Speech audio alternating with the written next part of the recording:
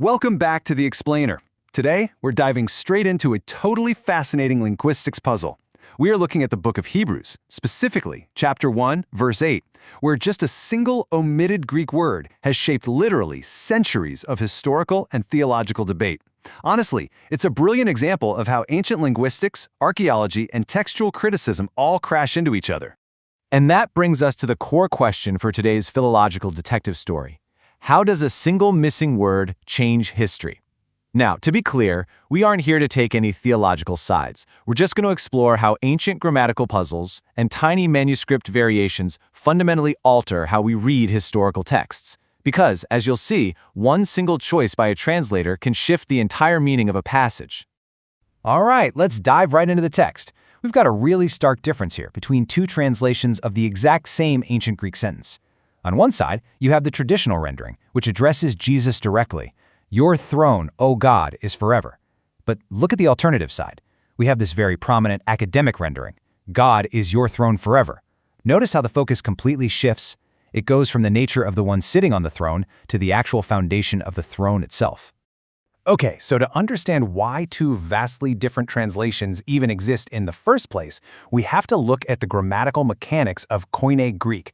You see, the original text completely lacks what linguists call a copula. That's an equivative verb, like the word is. In ancient Greek, leaving this verb out was actually a super frequent stylistic choice, but it forces modern scholars to basically act as linguistic detectives, right? Because they are the ones who have to supply the word is into the English sentence, and they have to decide exactly where it belongs.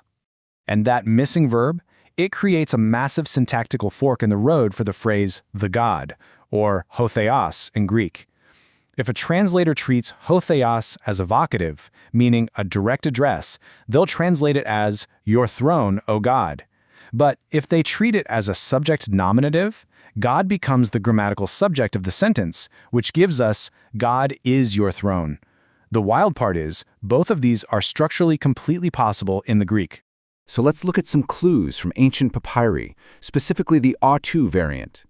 If we look at the absolute oldest, most reliable textual witnesses we have for the book of Hebrews, we're talking about Papyrus 46 from around 200 CE, plus the incredibly famous 4th century Codex Vaticanus and Codex Sinaiticus. They actually contain a critical variant. It's a variant in the pronoun used in the second half of the verse, and it literally shifts the entire grammar of the sentence.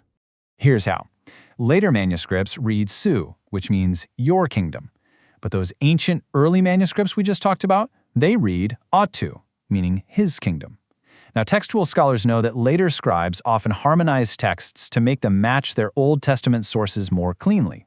So that means the slightly less harmonious reading of his kingdom found in these ancient dusty papyri is highly likely to be the original text. And here is why that is a total game changer. That single word, atu, or his, kind of forces our grammatical hand. Think about it. If the text reads, the scepter of his kingdom, you can't logically start the sentence by addressing someone directly in the second person, like your throne, O God. It causes this severe grammatical rupture. Instead, God becomes the necessary third-person subject, which grammatically points us straight to the translation. God is your throne. Next up, the rule of poetic balance and structural parallelism in Greek. To really see this in action, we need to look at the literary structure of the text itself. The verse is broken neatly into two halves. In the second half, we have two nouns, the scepter of uprightness and the scepter of your kingdom. And pretty much all translators universally supply the word is right between them. Well, if we apply that exact same structural parallelism to the first half, placing the is right between your throne and God, it creates this incredibly smooth, consistent, perfectly poetically balanced reading for the entire verse. Let's move to the historical context, echoes of a royal wedding and the origins in Psalm 45. You have to remember, Hebrews is quoting Psalm 45 here. And the historical context of Psalm 45 is just remarkable. It was originally an epithalmalion, which is a royal wedding song composed specifically to celebrate the marriage of a human Israelite king, probably someone like Solomon or Ahab. And because it was historically directed at a mortal man, biblical scholars point out that addressing an earthly king directly as the Almighty God would be a severe historical anomaly in ancient Israel. It just doesn't fit.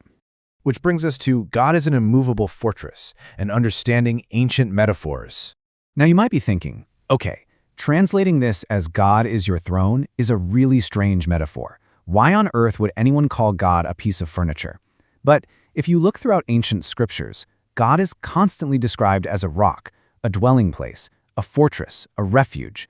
Equating God with an unshakable natural foundation or a sturdy architectural structure, that is a pervasive, foundational, literary feature of the era. It's everywhere. So the absolutely crucial takeaway here is that God is your throne isn't about physical furniture at all. It's a standard ancient Near Eastern metonymy. It simply means the king's authority is entirely derived from, established by, and securely supported by God. It's a beautiful way of signifying the immovable, divine backing of the king's rule. To really summarize this perspective, we can look to B.F. Westcott. He's one of history's absolute greatest and most respected textual scholars. He strongly advocated for this non-vocative rendering, and he put it like this: "Thy kingdom is founded upon God, the immovable rock." For Westcott, taking God as the subject wasn't just possible, it was the most logical reading of the text. Let's wrap up with the scholarly consensus and how we validate this evidence. So, after all this rigorous philological detective work, where does that leave us? Well, God is your throne is definitely not some fringe out there idea. It is a structurally sound, thoroughly academically validated translation. It's been embraced by heavyweights like James Moffat and Edgar J. Goodspeed. Plus, you'll find it prominently displayed right there in the margins of standard modern Bibles, like the RSV and the NRSV, acknowledging it as a highly legitimate reading of the Greek text. Which leaves us with this final thought. We've just seen how the total absence of a single verb and the presence of one tiny pronoun variant in a dusty papyrus can alter the entire trajectory of a historical text.